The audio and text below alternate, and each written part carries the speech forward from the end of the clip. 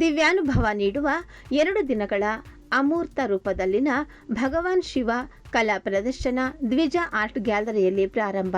ಭಗವಾನ್ ಶಿವನ ತತ್ವ ದಿವ್ಯಾನುಭವ ನೀಡುವ ಆಧುನಿಕ ಅಮೂರ್ತ ಕಲಾತ್ಮಕ ಅಭಿವ್ಯಕ್ತಿಗಳ ಮೂಲಕ ಅನ್ವೇಷಿಸುವ ಆತ್ಮೀಯತೆ, ತತ್ವಶಾಸ್ತ್ರ ಮತ್ತು ನವೀನ ಕಲಾ ದೃಷ್ಟಿಯ ಸಂಯೋಗವನ್ನು ಅನುಭವಿಸುವ ಅಮೂರ್ತ ರೂಪದಲ್ಲಿನ ಭಗವಾನ್ ಶಿವ ಎಂಬ 2 ದಿನಗಳ ವಿನೂತನ ಕಲಾ ಪ್ರದರ್ಶನ ದ್ವಿಜ ಆರ್ಟ್ ಗ್ಯಾಲರಿಯಲ್ಲಿ ಇಂದಿನಿಂದ ಪ್ರಾರಂಭವಾಗಿದೆ. ರೆಸಿಡೆನ್ಸಿ ರಸ್ತೆಯ ದ್ವಿಜ ಆರ್ಟ್ ಗ್ಯಾಲರಿಯಲ್ಲಿ ಏಪ್ರಿಲ್ 4 ಮತ್ತು 5ರಂದು ನಡೆಯಲಿದೆ. ಸೈಕತ್ ಸರ್ಕಾರ್, ಊರ್ಮಿಳಾ ಬರ್ಮನ್ ಹಾಗೂ ಇಸ್ಕಾನ್ ಸಂಸ್ಥೆಯ ಸಹಯೋಗದಲ್ಲಿ ಪ್ರದರ್ಶನ ಏರ್ಪಡಿಸಲಾಗಿದೆ.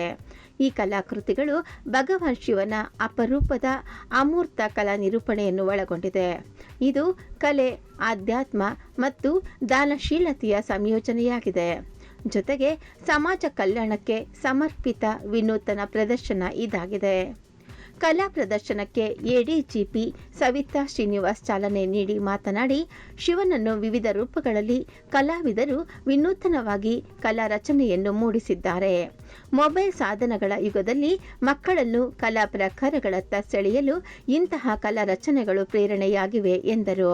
ಇಸ್ಕಾನ್ ಸಂಸ್ಥೆಯ ಸಾರ್ವಜನಿಕ ಸಂಪರ್ಕ ವಿಭಾಗದ ಮುಖ್ಯಸ್ಥ ಮತ್ತು ವ್ಯವಸ್ಥಾಪಕ ನಿರ್ದೇಶಕ ಮಹೋತ್ಸಾಹ ಚೈತನ್ಯ ದಾಸ್ ಮಾತನಾಡಿ, ಇದೊಂದು ಆಳವಾದ ಧಾರ್ಮಿಕ ಚಿಂತನೆಯನ್ನು ಒಳಗೊಂಡಿದೆ. ಕಲಾವಿದರು ಸದಾಕಾಲ ವಿಭಿನ್ನವಾಗಿ ಆಲೋಚಿಸುವ ಪ್ರವೃತ್ತಿಯವರು. ಮುಂದಿನ ಹಂತದಲ್ಲಿ ಕೃಷ್ಣನ ಲೀಲೆಗಳನ್ನು ಕುರಿತಾದ ಅನಂತ ದ ಕೃಷ್ಣ ಕಂಟಿನ್ಯೂ ಎಂಬ ಮತ್ತೊಂದು ಪ್ರದರ್ಶನವನ್ನು ನಮ್ಮ ಸಂಸ್ಥೆಯ ಸಹಯೋಗದಲ್ಲಿ ಏರ್ಪಡಿಸಲಾಗುವುದು ಎಂದು ಹೇಳಿದರು. ಕಲ್ಪಿಸಿಕೊಳ್ಳೋದು ತುಂಬ ಕಷ್ಟ.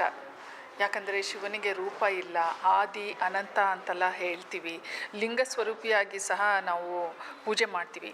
ಅಂತಹ ಶಿವನನ್ನು ವಿವಿಧ ರೂಪಗಳಲ್ಲಿ ಕಲ್ಪಿಸ್ಕೊಂಡು ಕಲಾವಿದರು ಅದನ್ನು ಚಿತ್ರದಲ್ಲಿ ಬಿಡಿಸೋದು ಸುಲಭದ ಕೆಲಸ ಅಂತೂ ಅಲ್ಲ. ಈಗ ಹೇಳ್ತೀವಿ, ರವಿ ಕಾಣದ್ದನ್ನು ಕವಿ ಕಂಡ ಅಂತ ಹೇಳಿಬಿಟ್ಟು, ಆ ರೀತಿ ಇವರು ಶಿವನನ್ನು ವಿವಿಧ ರೂಪಗಳಲ್ಲಿ ಕಲ್ಪಿಸ್ಕೊಂಡು ಚಿತ್ರ ರೂಪದಲ್ಲಿ ಬಿಡಿಸಿರೋದು ಸುಲಭದ ಕೆಲಸ ಅಂತೂ ಅಲ್ಲ. ಇದು ಅಭಿನಂದನಾರ್ಹ. ಸೈಕತ್ ಸರ್ಕಾರ್ ಹಾಗೂ ಊರ್ಮಿಳಾ ಬರ್ಮನ್ ಅವರು ತುಂಬ ಒಳ್ಳೆಯ ಕೆಲಸವನ್ನು ಮಾಡಿದ್ದಾರೆ. ಕೆಲವೇ ಚಿತ್ರಗಳಾದರೂ ಮನಸ್ಸಿಗೆ ಮುಟ್ಟುವಂಥದ್ದು ಅಂತ ಹೇಳ್ಬೋದು. ಎಲ್ಲರಿಗೂ ಒಬ್ಬೊಬ್ರಿಗೂ ಒಂದೊಂದು ಪ್ರತಿಭೆ ಇದ್ದೇ ಇರುತ್ತೆ. ಅದನ್ನು ಪೋಷಿಸಬೇಕಾಗಿರೋದು ಸಮಾಜದ ಕರ್ತವ್ಯ ಮತ್ತು ಅವರ ಹೆತ್ತವರ ಕರ್ತವ್ಯ ಸಹ. ಕೆಲವ್ರಿಗೆ ಬರವಣಿಗೆಯಲ್ಲಿ ಆಸಕ್ತಿ ಇರುತ್ತೆ, ಕೆಲವರು ಪೇಂಟಿಂಗಲ್ಲಿ ಆಸಕ್ತಿ ಇರುತ್ತೆ. ಅದನ್ನು ಪೋಷಿಸಬೇಕಾಗತ್ತೆ. ಎಲ್ರಿಗೂ ಒಂದು ಕಲ್ಪನೆ ಅಂತ ಇರುತ್ತೆ. ಅದನ್ನು ಬಿಡಿಸುವಂಥ ಕೆಲಸ ಸುಲಭದಂತೂ ಅಲ್ಲ. ಮತ್ತು ಅದನ್ನು ಡಿಜಿಟಲ್ ರೂಪದಲ್ಲೂ ಸಹ ನಾವು ಇತ್ತೀಚಿನ ತಂತ್ರಜ್ಞಾನವನ್ನು ಬಳಸ್ಕೊಂಡು ಸಹ ಡಿಜಿಟಲ್ ರೂಪದಲ್ಲಿ ಚಿತ್ರಗಳನ್ನ ಬಿಡಿಸ್ಬೋದಾಗಿರುತ್ತೆ. ಅದನ್ನು ಇನ್ನಷ್ಟು ಅಭಿವೃದ್ಧಿಪಡಿಸೋದು ಅವಶ್ಯಕತೆ ಇದೆ ಅಂತ ಅನಿಸುತ್ತೆ. ಡಿಜಿಟಲ್ ರೂಪದಲ್ಲೇ ಶಾಲೆಗಳು ಸಹ ಕರ್ತವ್ಯ ನಿರ್ವಹಿಸಬೇಕಾಗುತ್ತೆ. ಯಾಕಂದರೆ ಈಗ ವಿಜುವಲೈಸೇಷನ್ ಕಡಿಮೆ ಆಗಿಬಿಟ್ಟಿದೆ. ಯಾಕಂದರೆ ಬೊಂಬಾರ್ಡ್ಮೆಂಟ್ ಆಫ್ ಇನ್ಫಾರ್ಮೇಷನ್ನು ಚಿತ್ರಗಳು ಜಾಸ್ತಿ ಆಗಿದೆ. ಆದರೆ ಮಕ್ಕಳಲ್ಲಿನ ಕಲ್ಪನಾ ಶಕ್ತಿಯನ್ನು ಬೆಳೆಸುವ ಕರ್ತವ್ಯ ಶಾಲೆಗಳಲ್ಲೂ ಸಹ ಅಂತ ಹೇಳಬೇಕು. ನಮಸ್ಕಾರ, ಹರೇ ಕೃಷ್ಣ. ಇಲ್ಲಿ ನಮಗೆ ಲಂಡನ್ ಬೇಸ್ಡ್ ಆರ್ಟಿಸ್ಟ್ ಒಬ್ಬರು ಸೈಕತ್ ಸರ್ಕಾರ್ ಅನ್ನೋರು ಇಸ್ಕಾನ್ ಬೆಂಗಳೂರು ದೇವಸ್ಥಾನಕ್ಕೆ ನಾನು ಇಲ್ಲಿ ಸಂಪರ್ಕಾಧಿಕಾರಿಯಾಗಿದ್ದೀನಿ. ನಮ್ಮನ್ನು ಸಂಪರ್ಕ ಮಾಡಿದರು ಅವರು. ಕೃಷ್ಣನ ಬಗ್ಗೆ ಒಂದು ಆರ್ಟ್ ವರ್ಕ್ ಸೀರೀಸ್ ಮಾಡಬೇಕು, ಅನಂತಾದ ಕೃಷ್ಣ ಕಂಟಿನ್ಯೂಮ್ ಅನ್ನೋ ಒಂದು ಟೈಟಲ್ ಇಟ್ಕೊಂಡು ಅದನ್ನೊಂದು ಆರ್ಟ್ಸ್ ವರ್ಕ್ ಸೀರೀಸ್ ಮಾಡಬೇಕು, ಕೃಷ್ಣನ ಒಂದು ಬಣ್ಣದಲ್ಲಿ ಅವರು ತೋರಿಸ್ಬೇಕು ಅನ್ನೋ ಒಂದು ಉದ್ದೇಶ ಇಟ್ಕೊಂಡು ನಮ್ಮನ್ನು ಅಪ್ರೋಚ್ ಮಾಡಿದ್ರು. ಆಗ ನಾವು ಇಸ್ಕಾನ್ ಬೆಂಗಳೂರು ಸಹಯೋಗದಿಂದ ಇದನ್ನು ಮಾಡೋಣ, ಇಸ್ಕಾನ್ ದೇವಸ್ಥಾನದಲ್ಲೇ ಮಾಡೋಣ ಅಂತ ಒಂದು ಬೇಡಿಕೆ ಇಟ್ಟಿದ್ದಾರೆ. ಸೊ ಆದ್ದರಿಂದ ಈಗ ನಾವು ಇಸ್ಕಾನ್ ಬೆಂಗಳೂರು 29ನೇ ವರ್ಷದ ವಾರ್ಷಿಕ ಬ್ರಹ್ಮೋತ್ಸವ ನಡೀತಾ ಇದೆ. ಈ ಶುಭ ಸಂದರ್ಭದಲ್ಲಿ ನಾವು ಈ ಒಂದು ಹೊಸ ಸೀರೀಸ್ ಅನೌನ್ಸ್ ಮಾಡ್ತಾ ಇದ್ದೀವಿ. ಜನ್ಮಾಷ್ಟಮಿಗೆ, ಶ್ರೀಕೃಷ್ಣ ಜನ್ಮಾಷ್ಟಮಿಯ ಸ್ವಲ್ಪ ದಿನ ಮುಂಚೆ, ಸುಮಾರು ಆಗಸ್ಟ್ ತಿಂಗಳಿನಲ್ಲಿ ಈ ಒಂದು 10 ಆರ್ಟ್ಸ್ ಇರೋಂಥ ಪೇಂಟಿಂಗ್ಸ್ ಇರೋಂಥ ಒಂದು ಆರ್ಟ್ ವರ್ಕ್ ಸೀರೀಸ್ ಅನಂತಾದ ಕೃಷ್ಣ ಕಂಟಿನ್ಯೂಮ್ ಅನ್ನೋದನ್ನು ಸೈಕತ್ ಸರ್ಕಾರ್ ಅವರು ಮಾಡಲಿದ್ದಾರೆ. ಅದನ್ನು ಎಕ್ಸಿಬಿಷನ್ನು ಇಸ್ಕಾನ್ ದೇವಸ್ಥಾನದಲ್ಲೇ ನಡೆಯುತ್ತೆ. ಸೊ ಇದು ಇಸ್ಕಾನ್ ಬೆಂಗಳೂರು ಮತ್ತು ಸೈಕತ್ ಸರ್ಕಾರ್ ಅವರ ಸಹಯೋಗದಲ್ಲಿ ಒಟ್ಟಿಗೆ ಬರುವಂತಹ ಒಂದು ಶೀರ್ಷಿಕೆಯ ಒಂದು ಆರ್ಟ್ ವರ್ಕ್ ಸೀರೀಸ್. ಇದರಿಂದ ಅವರು ಇನ್ನೊಂದು ಹೇಳಿರೋದೇನೆಂದರೆ, ಈ ಇಸ್ಕಾನ್ ಸಹಯೋಗದಿಂದ ಮಾಡ್ತಿರೋದ್ರಿಂದ ಇದರಿಂದ ಬರುವಂಥ ಏನೇ ಪ್ರೊಸೀಡ್ಸ್ ಇರ್ಬೋದು ಅದರಲ್ಲಿ 30% ಅಷ್ಟು ಇಸ್ಕಾನ್ ಬೆಂಗಳೂರಿನ ಚಟುವಟಿಕೆಗಳಿಗೆ, ಸೇವಾ ಕಾರ್ಯಗಳಿಗೆ ಅದನ್ನು ಮೀಸಲಿಡ್ತಾ ಇದ್ದೀವಿ ಅಂತ ಕೂಡ ಹೇಳಿದ್ದಾರೆ. ಆದ್ದರಿಂದ ಅವರಿಗೆ ಬಹಳ ಧನ್ಯವಾದಗಳು. ಸೊ ಇವತ್ತು ಶಿವ ಇನ್ ಅಬ್ಸ್ಟ್ರಾಕ್ಟ್ ಫಾರ್ಮ್ ಅನ್ನೋ ಆರ್ಟ್ ವರ್ಕ್ ಸೀರೀಸ್ ಮಾಡ್ತಿದ್ದಾರೆ. ಸೊ ಇದೇ ರೀತಿ ಕೃಷ್ಣನದು ಕೂಡ ಬಹಳ ಚೆನ್ನಾಗಿ ಮೂಡಿಬರಲಿ, ಎಲ್ಲ ಶುಭವಾಗಲಿ ಅಂತ ಕೋರಿಕೆ ಇದೆ ನಮ್ಮದು. ಹರೇ ಕೃಷ್ಣ. ಇಲ್ಲಿ ಸೈಕತ್ ಮತ್ತು ಊರ್ಮಿಳಾ ಅವ್ರಿಗೆ ತುಂಬ ಧನ್ಯವಾದಗಳು. ಕಲೆ ಮತ್ತು ಸಮಾಜದ ಒಂದು ಕರ್ತಜ್ಞೆ ಎರಡೂ ಒಟ್ಟಿಗೆ ಬಂದಾಗ ಒಂದು ಸೊಸೈಟಿಗೆ ಒಂದು ಭಾಳ ಹೆಲ್ಪ್ ಆಗೋವಂಥ ದೃಷ್ಟಿ ಅವರಿಬ್ಬರಿಗೆ ಈ ವಯಸ್ಸಲ್ಲಿ ಬಂದಿರೋದು ನಮಗೆ ಭಾಳ ಖುಷಿ ತಂದಿದೆ.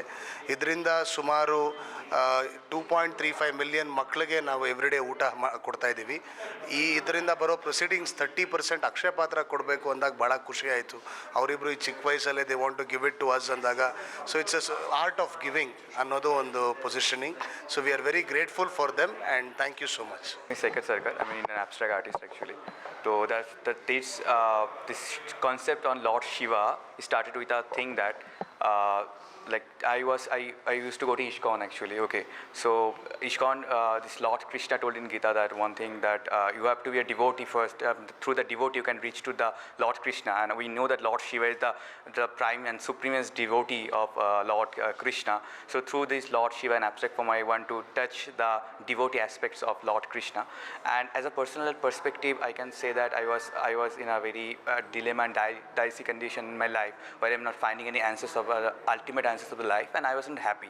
So after worshipping Lord Shiva, I find that inner peace, because in this today's world, in the Ghor Kali Yuga, money matters in everyone's mind. Okay, but the main inner peace is the internal peace, and that depicted in Lord Shiva, and I found the whole peaceness and all the answers of my questions in Lord Shiva's worship. I'm Urmila Burman from Bangalore itself. I am here in Bangalore since 5 to 6 years, and I love the city.